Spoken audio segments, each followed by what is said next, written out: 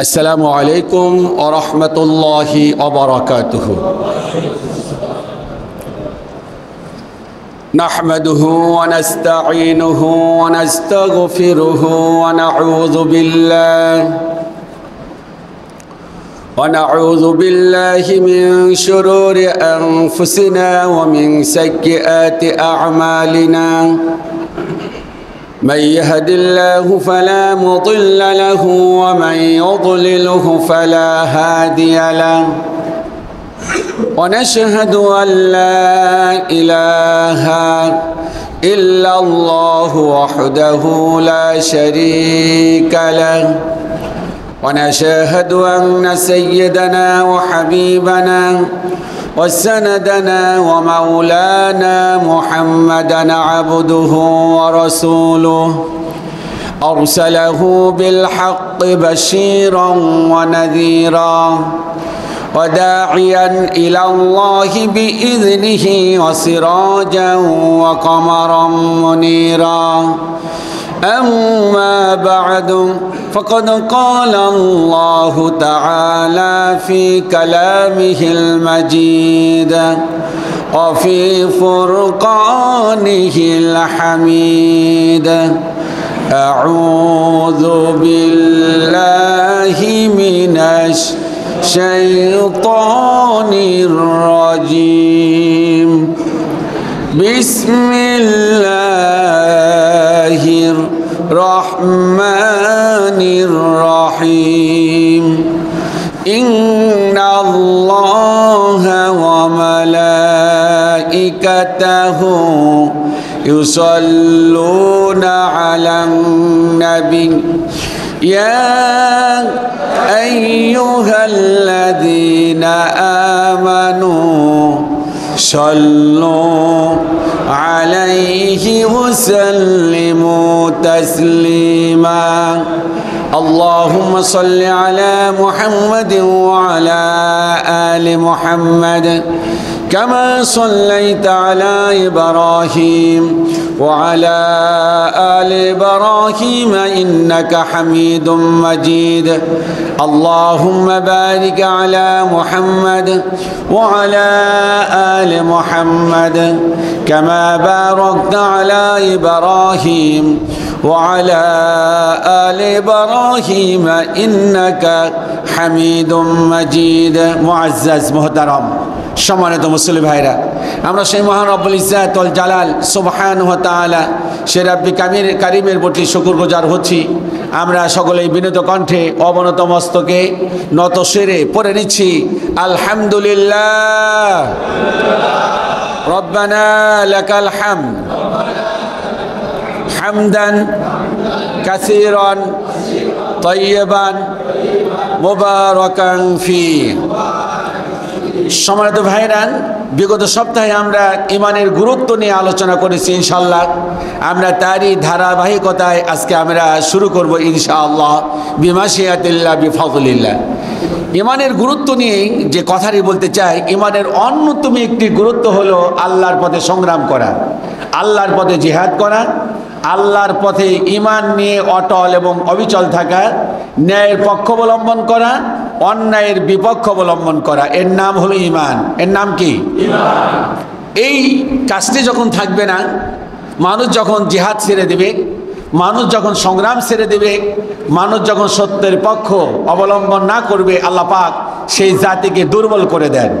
মেহেরবানি করে বলুন, সেই জাতিকে আল্লাহ পাক কি করে দেন? দুর্বল করে দেন।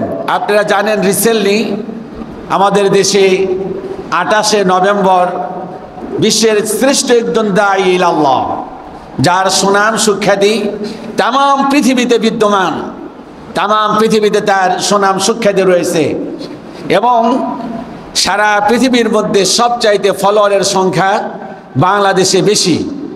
সেই দাঈ ইলাল্লাহ হলেন ডক্টর জাকির নায়েক হাফিজাহুল্লাহ। উনি বাংলাদেশে আসতে চেয়েছেন, দাওয়াত করেছেন, আসবেন। এটি ইতিমধ্যেই ছড়িয়ে পড়েছে এবং তার আসার আগমনে আমরা অত্যন্ত আনন্দিত হয়েছি। ঠিক কিনা বলেন? কিন্তু অত্যন্ত দুঃখের বিষয়, বিগত 2 দিন আগে বর্তমান সরকারের উপদেষ্টা তিনি জানিয়ে দিয়েছেন যে না, তাকে বাংলাদেশে আসতে দেওয়া হবে না। যে মানুষেরা জানতে চেয়েছেন যে কারণটা কি, বললেন যে তার নিরাপত্তা দিতে পারবো না। এয়ারপোর্ট থেকে তিনি একটি সম্মেলনে অংশগ্রহণ করবেন, অত্যন্ত দুঃখের বিষয়, সম্মেলনে অংশগ্রহণ করবেন, তাকে নিরাপত্তা দিতে পারবে না। এই সরকার, আমাদের আর কয়েক মাস পরে বাংলাদেশে একটি নির্বাচন হবে 300 আসনে, অসংখ্য কেন্দ্র রয়েছে, ভোট কেন্দ্র রয়েছে, সেখানে সহিংসতার সম্ভাবনা আছে না নাই? বলেন, আছে না নাই? তাহলে জবাব দেন যে একজন ডক্টর জাকির নায়েকের নিরাপত্তা যেখানে দিতে অক্ষম, সেই সরকার 300 আসনে নির্বাচন হবে, সেই নির্বাচনগুলো সুষ্ঠুভাবে সুন্দরভাবে সুসম্পন্ন করতে পারবেন, জাতির কাছে সন্দেহ আছে না নাই? কথা বলেন, আছে না নাই? এই জন্য আমরা নিন্দাবাদ জানাচ্ছি যে ডক্টর জাকির নায়েককে যারা নিষেধাজ্ঞা জারি করেছেন আর যারা আসতে নিষেধ করেছেন তাদেরকে নিন্দাবাদ জানাচ্ছি, এবং তার শিডিউল অনুযায়ী আগামী এই অত্র মাসের 28 তারিখে ডক্টর জাকির নায়েক বাংলাদেশে আসবেন। আমরা মিডিয়ার মাধ্যমে অনুরোধ জানাবো যে বাংলাদেশে জাকির নায়েককে আসার একটা সুযোগ করে দেওয়া হোক। এটা সপক্ষে আপনারা আছেন না নাই? কথা বলেন, আছেন না নাই? এই যে দুর্বলতা, ভারত বলেছে যে বাংলাদেশে ডক্টর জাকির নায়েক গেলে তার নামে হুলিয়া মামলা আছে ভারতে, আমাদের হাতে উঠিয়ে দিতে হবে। এই শুধুমাত্র একটু হুমকি দিয়েছে, এই হুমকিতেই দেশের সরকার দুর্বল হয়ে গেছে। তার অন্যতম কারণ হলো ঈমান তাদের পরিপক্ক নাই। ঈমানের যে অন্যতম একটি শাখা, সেটি হলো জিহাদ, এই জিহাদটা তাদের মধ্যে নাই। আল্লাহ রাব্বুল আলামিন কোরআনুল কারীমে বলেন, ইল্লা তাগফিরু ইউআযযিবুকুম আযাবান আলীমা। তোমরা যদি জিহাদ থেকে মুখ ফিরিয়ে নাও, তানফিরু, তোমরা যদি জিহাদ থেকে মুখ ফিরিয়ে নাও, ইউআযযিবুকুম আযাবান আলীমা, আমি আল্লাহ রাব্বুল আলামিন তোমাদের জন্য কঠিন শাস্তির ব্যবস্থা রেখে দিয়েছি। ওয়াস্তাবদিল কওমান গায়রাকুম, আর যদি তোমরা জিহাদ ছেড়ে, সংগ্রাম ছেড়ে অন্য কোনো পথে যদি পা বাড়াও, আল্লাহ পাক বলেছেন ওয়াস্তাবদিল, আমি আল্লাহ পাক তোমাদেরকে পরিবর্তন করে দিব। কি পরিবর্তন করবে? ওয়াস্তাবদিল কওমান গায়রাকুম, তোমাদের স্থলে অন্য একটা জাতিকে তোমাদের জায়গায় বসিয়ে দিব। লা তাদুররুহু শাইআ, যখন অন্য জাতি কল নাড়াবে, কাঠি নাড়াবে, যখন চাবি নাড়াবে, তোমরা তখন কিছুই করতে পারবে না। সেই জাতি আল্লাহ পাক আমাদের উপর চাপিয়ে দিয়েছেন। তার অন্যতম কারণ হলো আমাদের মধ্যে সংগ্রাম, আমাদের মধ্যে সেই জিহাদ এখন ভুলে গিয়েছি। কবি নজরুল ইসলাম বলেছিলেন, মুসলিম আমি, সংগ্রামী আমি, আমি চিরনবীর, আল্লাহকে ছাড়া কাউকে মানি না, লিল্লাহে তাকবীর, লিল্লাহে তাকবীর। কবি নজরুল ইসলাম বলেছিলেন, মুসলিম আমি, সংগ্রামী আমি, আমি চিরনবীর, আল্লাহকে ছাড়া কাউকে মানি না, আল্লাহু আকবার, কাউকে মানি না, লিল্লাহে তাকবীর, লিল্লাহে তাকবীর। কবি সম্রাট আল্লামা ইকবাল বলেছেন, তু দামে হো তুম নাসারা, তু তামাদ্দুন মে হুনুদ, এ মুসলমায়ে জানে দেখা শর্মায়ে আহুদ। মুসলমান, আজকে তোমার কৃষ্টি, আজকে তোমার কালচার, আজকে তোমার চিন্তা চেতনা আজকে হিন্দু, খ্রিস্টান, বৌদ্ধদের চাইতে খারাপ হয়ে গেছে। আজকে তোমার কৃষ্টি কালচার দেখে, আজকে তোমার সংস্কৃতি দেখে আজকে ইহুদিরা লজ্জা পাচ্ছে। বেলাজ্জা ইহুদি, বেশরম ইহুদি, যাদের লাজ নাই, শরম নাই, আজকে তাদেরকে তুমি ছাড়িয়ে গিয়েছো। আজকে মুসলমান কোথায় আছো? এই জন্য কবি সম্রাট বলেছেন, আ তুঝে বাতাও তাকদীরে ওমান কাহে। মুসলমান জাতি, তোমাদেরকে একটা কথা শোনাই, খুব কান বেঁধে শোনো। আ তুঝে বাতাও, দুইটা কথা বাতিয়ে দেই। তাকদীরে ওমান কাহে, তোমাদের যে ভাগ্য, তোমাদের যে তাকদীর, এটি পরিবর্তন হয়ে যাবে। সুবহানাল্লাহ। শামশির ও সানা আওয়াল কাউসো রুবা বাকি। কবি সম্রাট বলেছেন, যতদিন পর্যন্ত তোমাদের হাতে কোরআন ছিল, আর তোমাদের হাতে সংগ্রাম ছিল, জিহাদ ছিল, অন্যায়ের প্রতিবাদ ছিল, ততদিন পর্যন্ত তাম পৃথিবীতে তোমরা নেতৃত্ব দিয়েছো। মুসলমান, তোমরা যখন জিহাদ ছেড়ে দিয়েছো, সংগ্রাম ছেড়ে দিয়েছো, বাতিলের বিরুদ্ধে হুঙ্কার দেওয়া ছেড়ে দিয়েছো, তখনই তোমাদের অধপতন আর লাঞ্ছনা গঞ্ছনা তোমাদেরকে চারদিকে ঘিরে বসেছে। এই জন্য এই জাতির উত্তরণের পথ হলো, এই জাতির মুক্তির পথ হলো, এই জাতিকে আবার কোরআনকে বুকের মধ্যে ধারণ করতে হবে আর জিহাদি মনোভাব নিয়ে আমাদের বেঁচে থাকতে হবে। বলে আল্লাহু আকবার, আরো জোরে বলুন আল্লাহু আকবার। আজকে মুসলমানের মধ্যে কি জিহাদ আছে? আজকে মুসলমানের মধ্যে কি জিহাদ আছে? আজকে মুসলমানদের মধ্যে জিহাদ নাই, আজকে মুসলমানদের মধ্যে সংগ্রাম নাই, আজকে মুসলমানের মধ্যে প্রতিবাদ নাই। নবীজি বলেছেন, মান রাআ মিনকুম মুনকারান ফালিয়ুগাইয়ির বিয়াদিহি।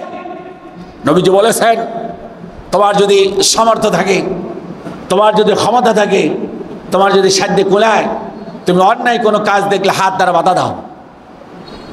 ফাইন লাম ইয়াস্তাতি ফাবিলিসানি, যদি হাত দ্বারা প্রতিহত না করতে পারো, হাত দ্বারা যদি প্রতিবন্ধকতা সৃষ্টি করতে না পারো, হাত দ্বারা যদি অন্যায় ফিরাতে না পারো, তাহলে মুখ দ্বারা বাধা দাও।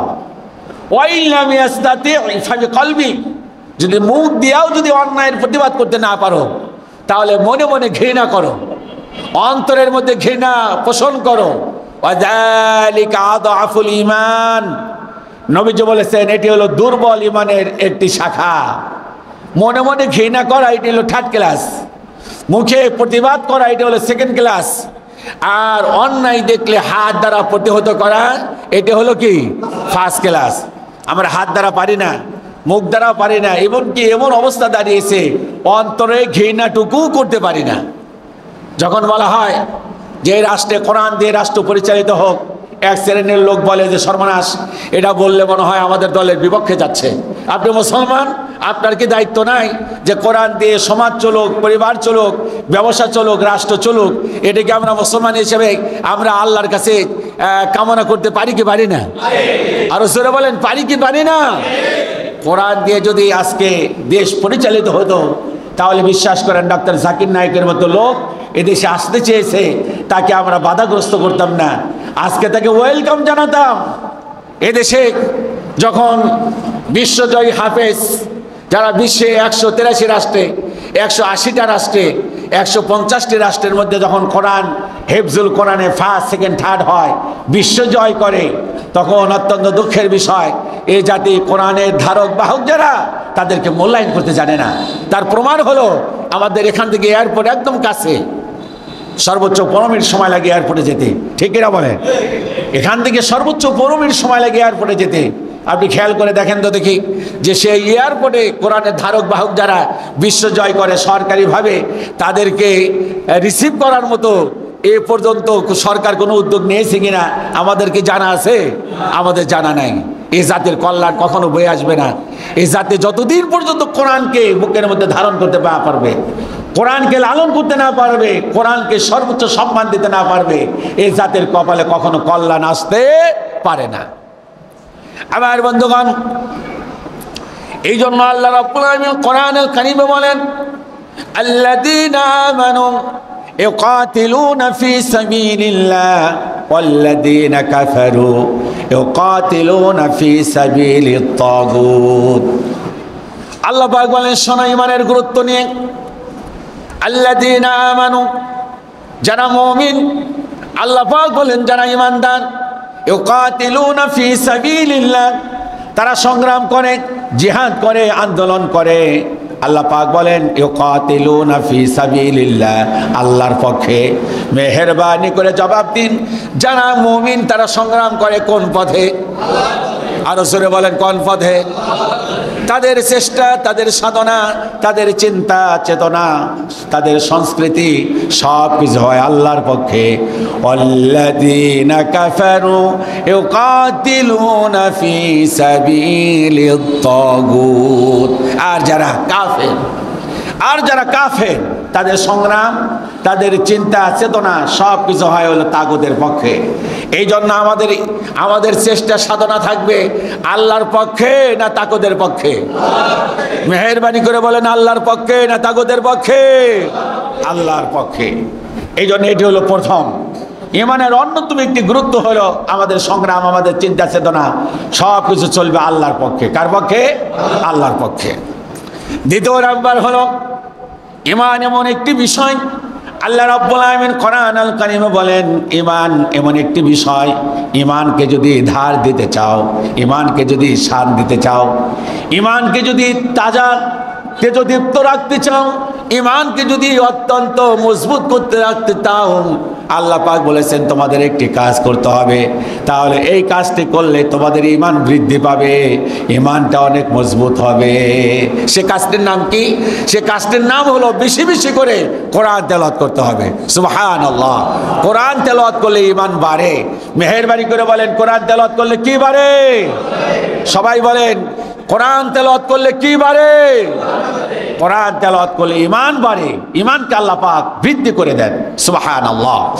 আল্লাহ রাব্বুল আলামিন কোরআন আল কারীমে সূরা আনফালে বলেন, ইন্নামাল মুমিনুনা আল্লাযীনা ইযা যুকিরাল্লাহ ওয়াজিলাত কুলুবুহুম ওয়া ইযা তুলিয়াত আলাইহিম আয়াতুহু যাদাতুহুম ঈমানা। আল্লাহ পাক বলেন, ইন্নামাল মুমিনুন, তারাই হলো প্রকৃতপক্ষে মুমিন, তারাই হলো প্রকৃতপক্ষে ঈমানদার। ইযা যুকিরাল্লাহ, যখন আল্লাহর নাম স্মরণ করা হয়, যখন আল্লাহর নাম স্মরণ করা হয়, ওয়াজিলাত কুলুবুহুম, আল্লাহ পাক বলেন তখন তাদের দিলটা প্রকম্পিত হয়ে যায়, আত্মাটা, দিলটা তাদের কাঁপতে থাকে, রুহুটা কাঁপতে থাকে। সুবহানাল্লাহ বলেন। ঈমান, ঈমানের অন্যতম একটি শাখা হলো, ঈমানের অন্যতম একটি দিক হলো যা আল্লাহর নাম নিলে যুকিরাল্লাহু ওয়াজিলাত কুলুবুহুম, ঈমান কাঁপতে থাকে, দিল কাঁপতে থাকে। আর দুই নম্বর কি? ওয়া ইযা তুলিয়াত আলাইহিম আয়াতুহু যাদাতুহুম ঈমানা। আল্লাহ পাক বলেন, ওয়া ইযা তুলিয়াত আলাইহিম আয়াতুহু, আর যখন ঈমানদারদের সামনে কোরআন তেলাওয়াত করা হয় অথবা নিজে কোরআন তেলাওয়াত করে, আল্লাহ পাক বলেন যাদাতুহুম ঈমানা। দ্বিতীয় নাম্বার হলো আল্লাহ পাক তাদের ঈমানটা বৃদ্ধি করে দেয়। সুবহানাল্লাহ। ঈমান কি পায়?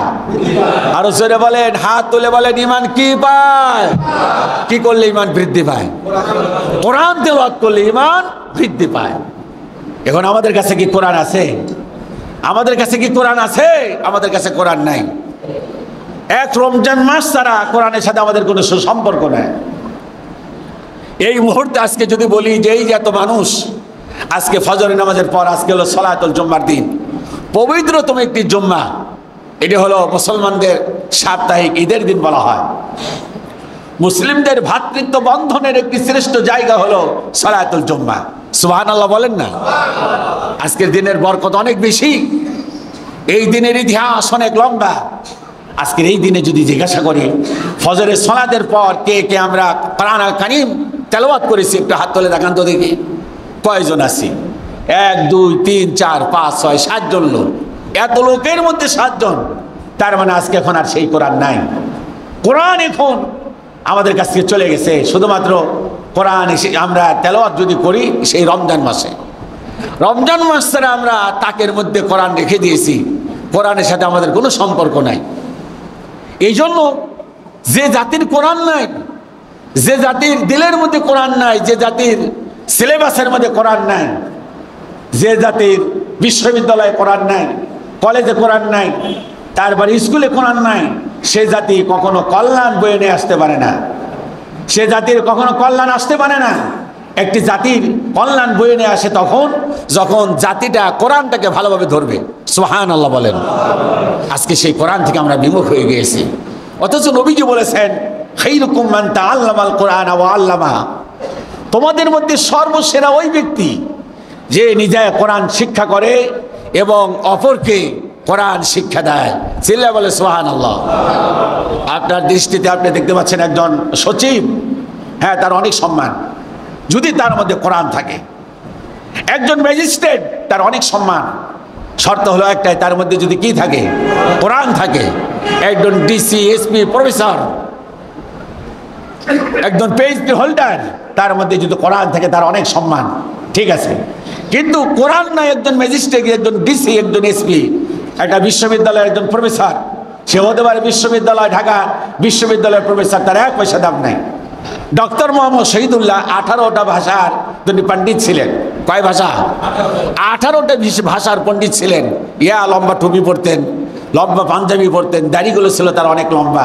আল্লাহওয়ালা ব্যক্তি ছিলেন, তাহাজ্জুদ গুজার ছিলেন, কোরআন প্রেমিক ছিলেন। উনি একটি সেমিনারে দাঁড়িয়ে বললেন যে তোমরা যারা ঢাকা বিশ্ববিদ্যালয় প্রফেসর রয়েছে, সেই সেমিনারটাও ছিল ঢাকা বিশ্ববিদ্যালয়ের প্রফেসরদেরকে নিয়ে। তিনি যখন বক্তৃতা দিতেছিলেন বললেন যে আমরা তো নিজেদেরকে অনেক পণ্ডিত মনে করি, তোমরা পণ্ডিত ঠিক আছে, মূর্খ পণ্ডিত। পণ্ডিত ঠিক, কি পণ্ডিত? মূর্খ পণ্ডিত। সত্যিকার অর্থে সঠিক পণ্ডিত হলো, আসল পণ্ডিত হলো তারা যাদের দিলের মধ্যে কোরআন আছে। চিল্লায় বলে সুবহানাল্লাহ। এই জন্য বিশ্বনবী বলেন যার দিলের মধ্যে কোরআন নাই তার দিলটা হলো একটা উজার ঘর, তার দিলটা হলো একটা ফাইটা বাড়ি। যে বাড়িতে ঘর আছে, বাড়ি আছে, কোনো মানুষজন থাকে না, বছরের পর বছর মানুষজন বসবাস না করলে একটা বাড়িতে কি থাকে? হতম বেচা থাকে, তারপর ইঁদুর থাকে, তেলাপোকা থাকে, তারপর জীবজন্তু থাকে, সাপ থাকে। জবাব দেন ঠিক কিনা? আল্লাহ নবী বলেন যার দিলের মধ্যে কোরআন নাই, ও জাতি মনে রাখবা, ও মুসলমান মনে রাখবা, তোমার দিলটা যেন সেই ফাইটা বাড়ি, উজার বাড়ির মতো। তোমার দিলের মধ্যে শয়তান বাসা বেঁধেছে, তোমার দিলের মধ্যে হুতুম পাখি বাসা বেঁধেছে, তোমার দিলের মধ্যে তেলাপোকা বাসা বেঁধেছে। তেলাপোকা মানে তোমার দিলের মধ্যে শয়তানের যত কর্মকাণ্ড আছে সেগুলো বাসা বেঁধেছে। আর একজন মুসলমানের দিলের মধ্যে যদি কোরআন থাকে, আল্লাহর কসম এইগুলো জায়গা বাঁধতে পারে না। আল্লাহু আকবার। তাহলে ওয়াইজা তুলিয়াত আলাইহিম আয়াতুহু যাদাতুহুম ঈমানা, যখন কোরআন তেলাওয়াত করবে একজন মুমিন, তার দিলের মধ্যে কোরআন তেলাওয়াত করবে, আল্লাহ পাক তার ঈমানটা বাড়িয়ে দিবে। চিল্লায় বলো আল্লাহু আকবার। 3 নাম্বার ওয়া আলা রাব্বিহিম ইয়াতাওয়াক্কালুন। 3 নাম্বার হলো আল্লাহ পাক তাকে ভরসাকারী বানিয়ে দিবেন আল্লাহর প্রতি। দুনিয়ার কোনো মানুষের প্রতি ভরসা করবে না, দুনিয়ার কোনো নেতা নেত্রীর প্রতি ভরসা করবে না, দুনিয়ার কোনো আমচা চামচা প্রভাবশালী ব্যক্তির প্রতি ভরসা করবে না।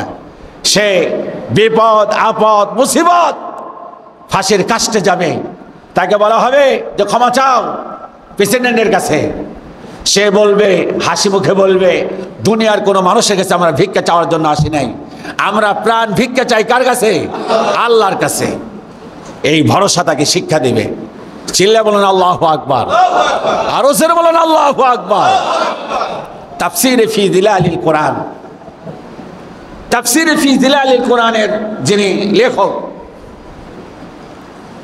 আল্লাহু আকবার, ওনাকে মিশরের রাষ্ট্রপ্রধান ওনাকে ফাঁসির অর্ডার দিলেন। ফাঁসির যখন অর্ডার দিলেন, সৈয়দ কুতুব শহীদ রাহিমাহুল্লাহ জবরদস্ত আলেম ছিলেন, তিনি হকের পক্ষে সংগ্রাম করেছেন, ন্যায়ের পক্ষে সংগ্রাম করেছেন। উনি তাফসীরে ফি যিলালিল কোরআন, এই কোরআনটা লেখার কারণে, এই তাফসীরটা লেখার কারণে মিশর সরকার কামাল পাশা তাকে ফাঁসির অর্ডার দিলেন। ফাঁসির যখন অর্ডার দেওয়ার পর এবার জেলখানা থেকে একজন মৌলানা আসলো। মৌলানা এসে জেলখানার সিস্টেম অনুযায়ী তাকে কালেমা পড়ার জন্য আসলেন। তো ওনাকে বললেন যে আপনি একটু কালেমা পড়েন। হুজুর বেয়াদবি মাফ করবেন, আপনি বড় আলেম আমি জানি, কিন্তু আমাদের সিস্টেমটা হলো এখানে যাকে ফাঁসির অর্ডার দেওয়া হয় তার আগে তাকে কালেমা পড়াতে হয়, আপনি একটু কালেমাটা পড়ে নেন।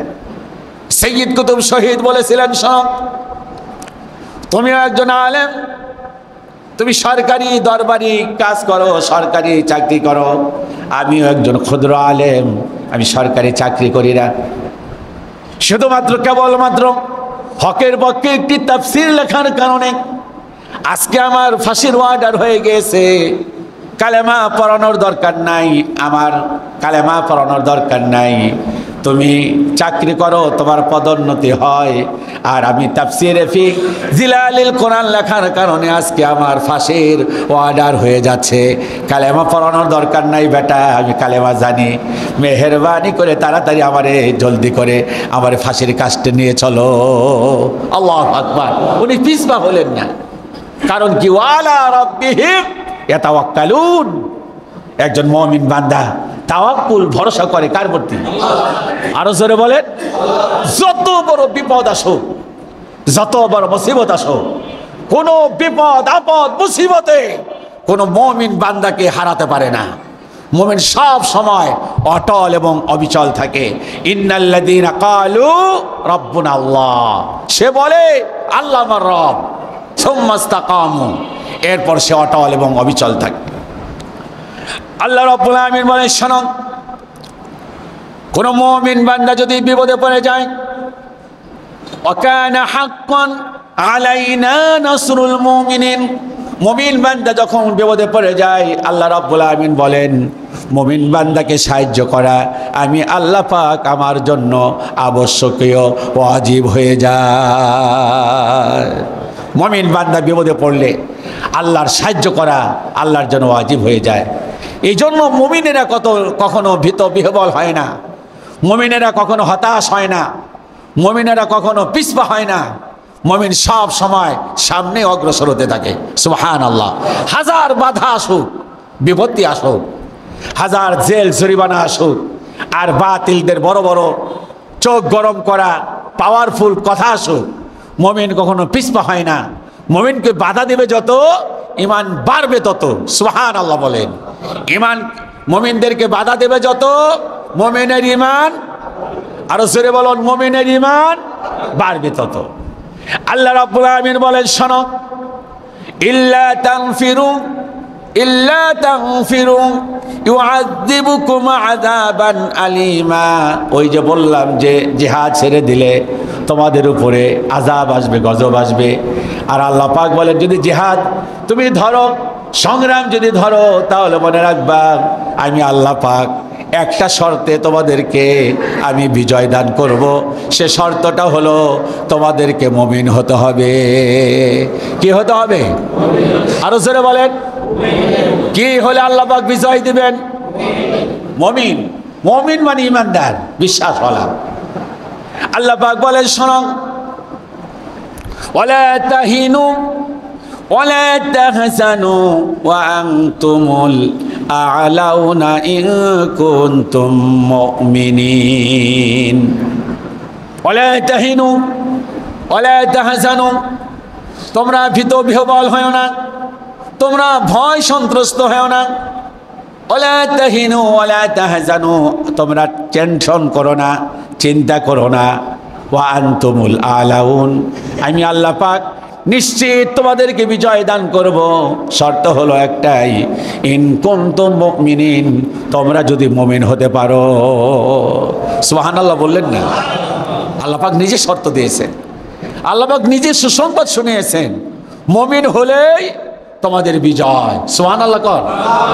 মুমিন হলেই কি এই জাতির বিজয় আসবে না? তো কখনো আসবে না। এই জাতির কখনো বিজয় আসবে না যতক্ষণ পর্যন্ত এই মুমিনেরা নামাজে না হয়। কারণ মুমিনের প্রধান শর্ত হলো কি, নামাজে হতে হবে। মেহেরবানি করে বলেন, কে হতে হবে? অধিকাংশ লোক এদেশের নামাজে না বেনামাজি? আসতে বলছেন, তার কারণটা কি? অধিকাংশ লোক এদেশের নামাজি না বেনামাজি? তাহলে বেনামাজিকে কি আল্লাহ বিজয় দিবেন? আল্লাহ বিজয় দিবে না। এদেশের এইভাবে যদি বলি যে ব্যবসায়ী যারা, ব্যবসায়ীদের ক্ষেত্রে একটা যদি তুলনা করা যায়, সেই তুলনায় দেখা যাবে যে ব্যবসায়ীদের অর্ধেক ব্যবসায়ীরা কি দুর্নীতির সাথে সম্পৃক্ত। ওজনে কমন দিচ্ছে, ভেজাল ভেজাল খাদ্য সংমিশ্রণ ঘটাচ্ছে। এই জাতির তো বিজয় দেবে না। এই জাতির বিজয় দেবে কেমনে? আজকে দেখলাম এয়ারপোর্টে যখন একটা আনসারের কাছ থেকে চেক দিচ্ছে, নিউজ 24-এ দেখলাম যে চেক দিচ্ছে, সে আনসারের শরীরের মধ্যে মোবাইল দিয়ে বোঝায়, পা থেকে শুরু করে মাজা পর্যন্ত অনেকগুলো মোবাইল বের করছে, তার পকেট বানিয়ে রাখছে। কতদিন যাবত এই কাজটা করে আল্লাহ পাক জানে। রক্ষক যখন ভক্ষক হয়, এই জাতির তো বিজয় দেবে না।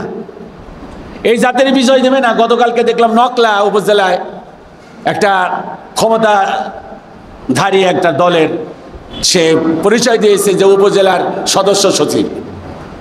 গিয়ে কৃষি কর্মকর্তাকে বলেছে যে আমাকে প্রণোদনা দেন। কিসের প্রণোদনা? যে আমার দলের প্রণোদনা। বিশেষ ক্যাডার, একজন ভদ্র মানুষ, সে বলছে যে কোনো প্রণোদনা দেওয়ার কোনো সুযোগ নেই। লোকটারে থাপড়ায়া মায়েরা লোকটারে শেষ করে দিছে। এই জাতির বিজয় আসবে না?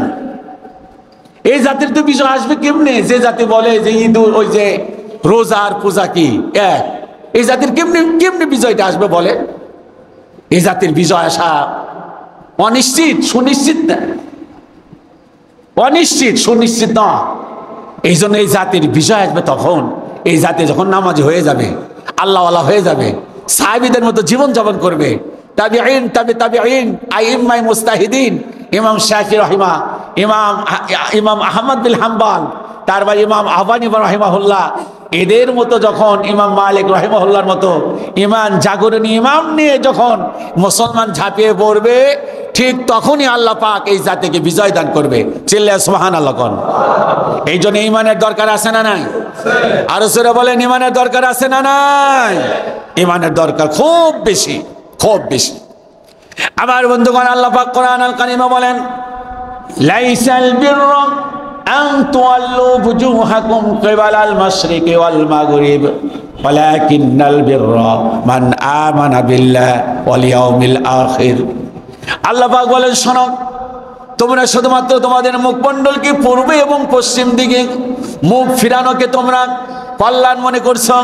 লাইসাল বিররা, এতে কোনো কল্যাণ নাই, এতে কোনো পুণ্য নাই।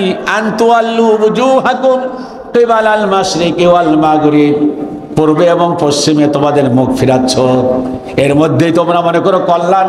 অনেকেই মনে করে যে শুধুমাত্র নামাজ পড়লেই কি কল্যাণ।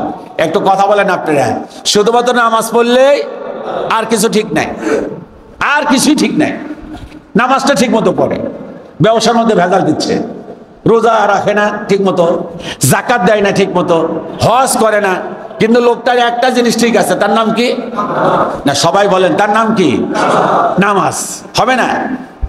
এই নামাজ আল্লাহ পাক বলছেন লাইসাল বিররা, কোনো কল্যাণ নাই, কোনো পুণ্য নাই। আন তুওয়াল্লু, তোমরা তোমাদের মুখমণ্ডলকে ঘোরাবে, বুজুহাকুম কিবালাল মাশরিক ওয়াল মাগরিব। মাশরিক হলো পূর্ব, মাগরিব হলো কি পশ্চিম। আমরা মুখ ফিরাই কোন দিকে? তারা আসতে বলেন, জোরে বললে আমাদের সমস্যা আছে। তা আপনি বলছেন না কেন? মেহেরবানি করে বললেন আমরা কোন দিকে মুখ ফিরে নামাজ পড়ি। আর কাবা শরীফের ওই পাশে যারা আছে তারা কোন দিকে? পূর্ব দিকে। এটাই আল্লাহ পাক বলছেন, এর মধ্যে কোনো কল্যাণ নাই। যে মুয়াজ্জিন সাহেব ফজরের সময় বলল, আসসালাতু খায়রুম মিনান নাওম, আপনি জলদি করে উঠলেন, উঠে মসজিদে হাজির হলেন। আল্লাহ পাক বলেন শুধুমাত্র এর মধ্যে কোনো কল্যাণ নাই। কল্যাণ কোথায়? একটু মনোযোগ দিয়ে শোনেন। মান আমানা বিল্লাহ, এক নাম্বার কল্যাণ কোথায়? তা আসতে বলেন, একটু একটু অর্থ করার চেষ্টা করেন না। মান আমানা বিল্লাহ, এক নাম্বার কল্যাণ কোথায়? আল্লাহর প্রতি ঈমান। যারা বলে না তাদেরকে আল্লাহ রাসূল বলেন বোবা শয়তান। এখানে কিন্তু বোবা শয়তান আছে, যাই নাও যারা বলে না তারা বোবা শয়তান। এটা আমার ভাষা না। আপনি মনে করতেছেন যে খতিব সাহেব আমার বোবা শয়তান বললো, আমি বলি নাই, স্বয়ং বলেছেন আল্লাহ রাসূল। আল্লাহ রাসূল বলেছেন, কোরআন হাদিসের জবাব চাইলে যারা বলে না তারা হলো বোবা শয়তান। তার রাগটাকে আমার উপরে দেখালেন না রাসূলের উপরে? হ্যাঁ, খুব খবরদার। পারেন না বসে থাকবেন, ভুল বলবেন, ভুলের মধ্যেও সওয়াব। সুবহানাল্লাহ কোন। আপনি ভুল বলতেছেন, এর মধ্যে কি সওয়াব? কারণ শিখার জন্য ভুল বললেও সওয়াব। মান আমানা বিল্লাহ, এক নম্বরে পূর্ণ কোথায়? ঈমান। ঈমান, আল্লাহর প্রতি ঈমান। মাশাআল্লাহ, তো চেষ্টা করলে তো পারবেন। দুই নাম্বার হলো ওয়াল ইয়াউমিল আখির, আখিরাতের প্রতি বিশ্বাস। ঈমানের প্রথম সোপানটাই হলো কি? আখিরাত। কারণ হলো কি? জবাবদিহিতা।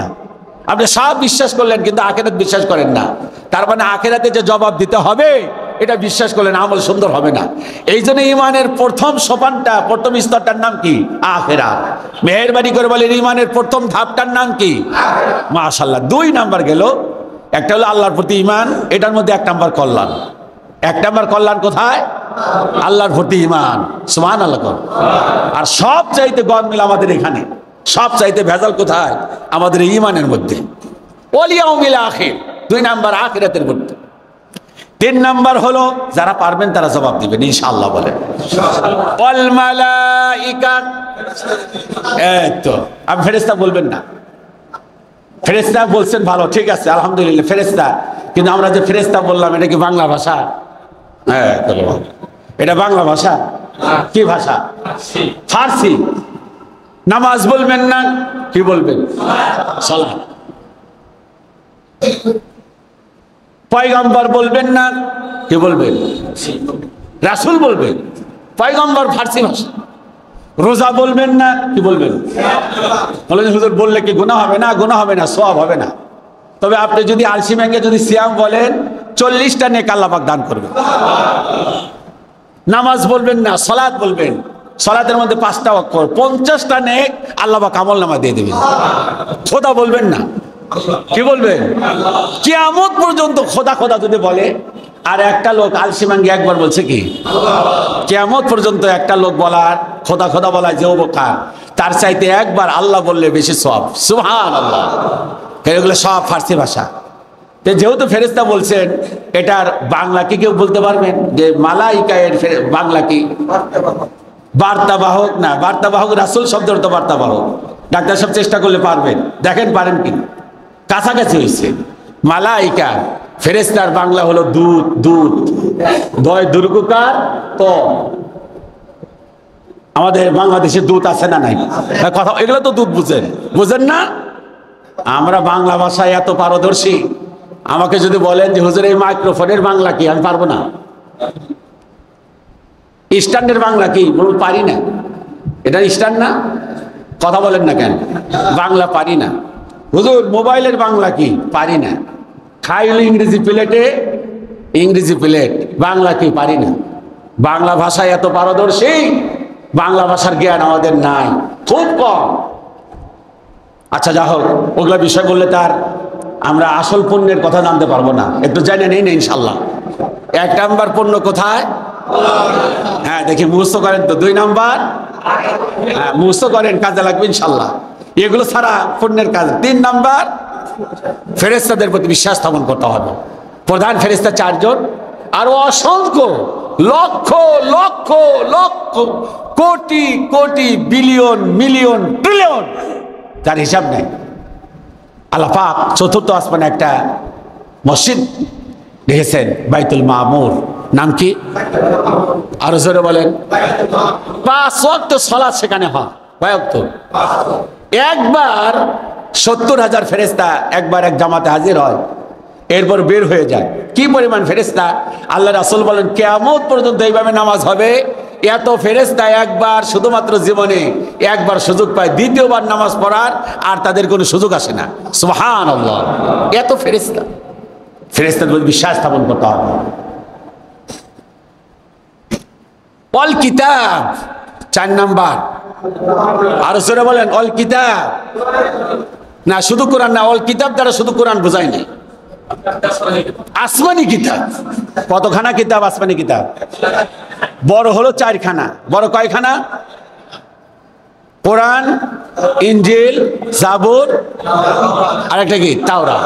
তাওরাত নাজিল হয়েছে হযরতে মূসা আলাইহিস সালাতু ওয়াস সালাম, ইনজিল হযরতে ঈসা আলাইহিস সালাতু ওয়াস সালাম, জাবুর হযরতে দাউদ আলাইহিস সালাম, আর কোরআন মুহাম্মদ সাল্লাল্লাহু আলাইহি সাল্লাম। এই বিশ্বাস স্থাপন করতে হবে।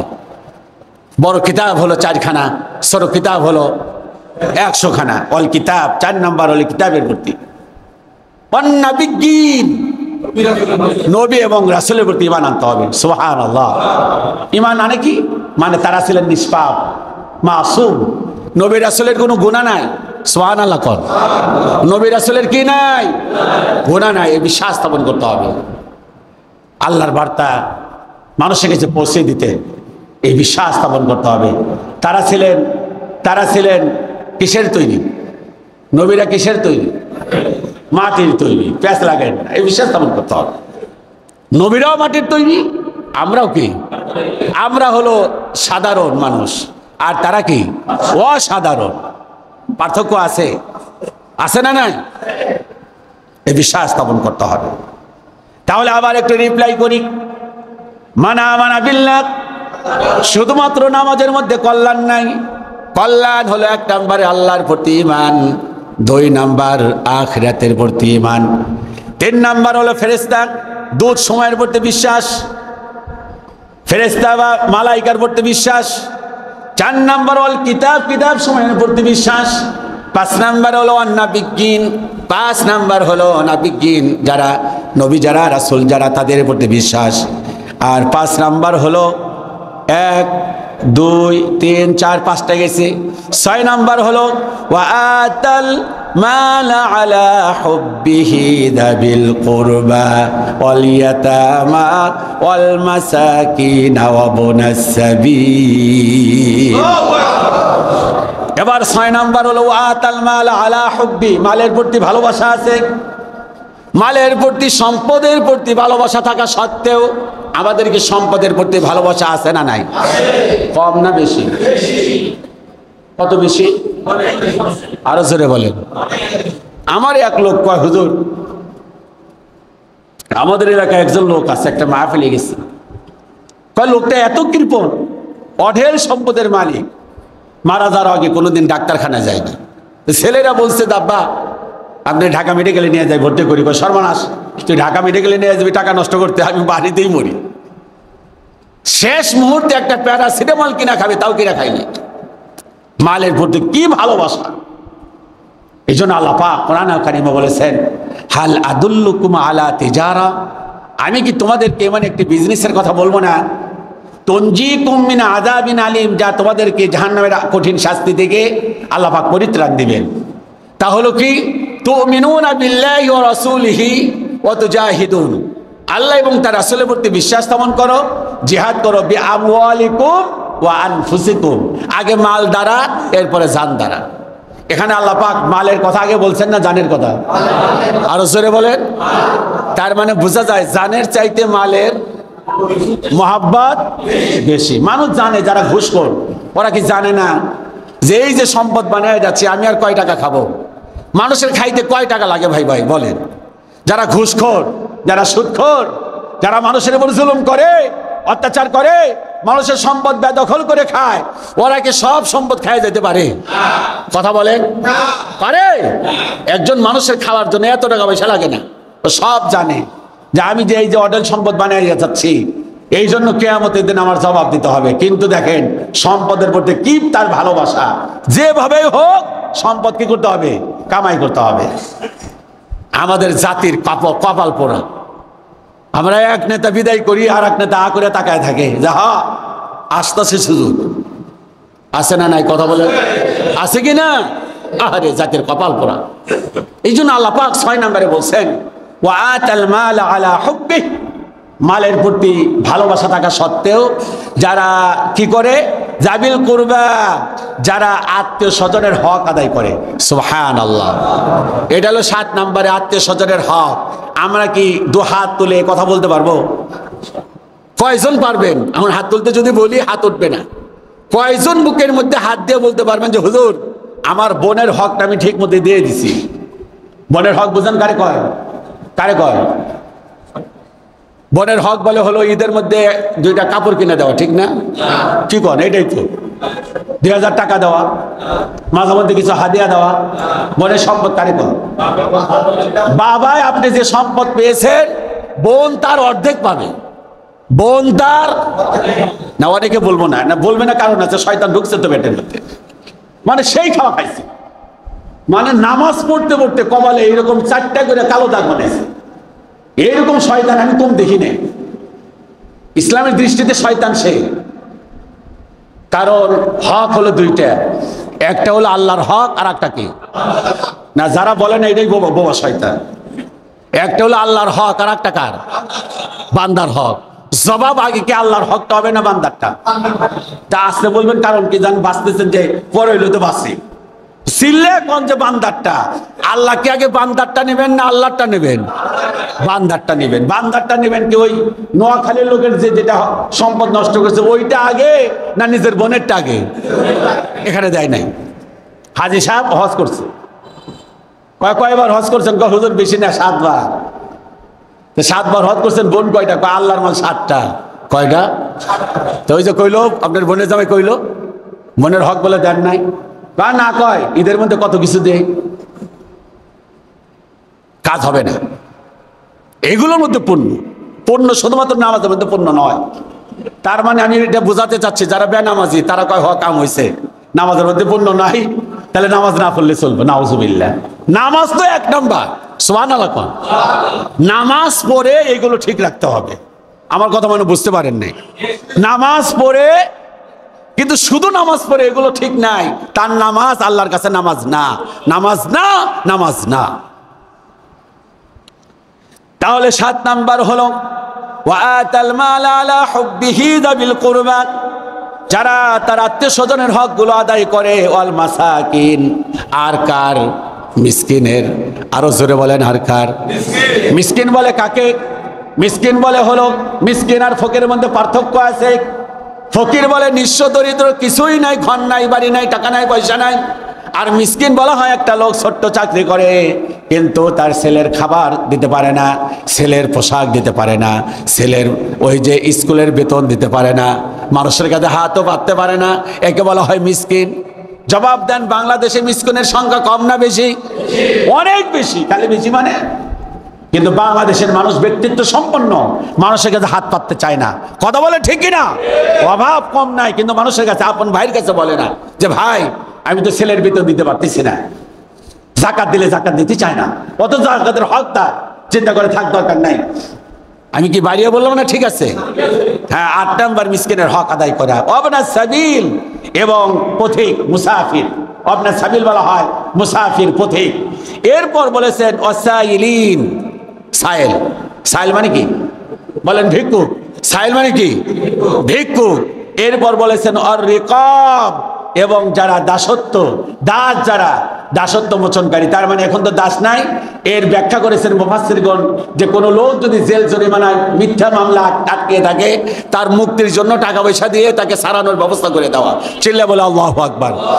তাহলে আমরা শেষ করে দেব।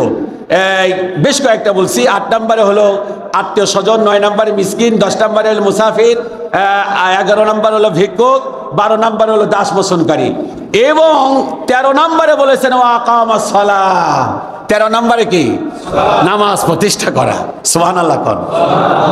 13 নম্বরে নামাজ প্রতিষ্ঠা করা। এই নামাজ প্রতিষ্ঠা করার আগে এই কাজগুলো করতে হবে। এগুলো সব বান্দার হক। প্রথমটা আল্লাহর হক। সুবহানাল্লাহ। ঈমানটা আল্লাহর হক। এরপরে বাদ বাকি যেগুলো বললাম কার হক? 13 নম্বরে নামাজ। ওয়া আতাজ যাকাত, 14 নম্বরে যাকাত প্রদান করা। ওয়াল মুফুনা বিআহদিহিম ইযা আহাদু, এবং 15 নম্বরে হলো যে ওয়াদাগুলো দিয়েছিল ওয়াদাগুলো বাস্তবায়ন করা। সুবহানাল্লাহ করেন। আল্লাহ পাক আমাদের এই কথাগুলোর উপর আমল করা তৌফিক দান করুন। আমিন। আসসালামু আলাইকুম ওয়া রাহমাতুল্লাহি ওয়া বারাকাতুহু।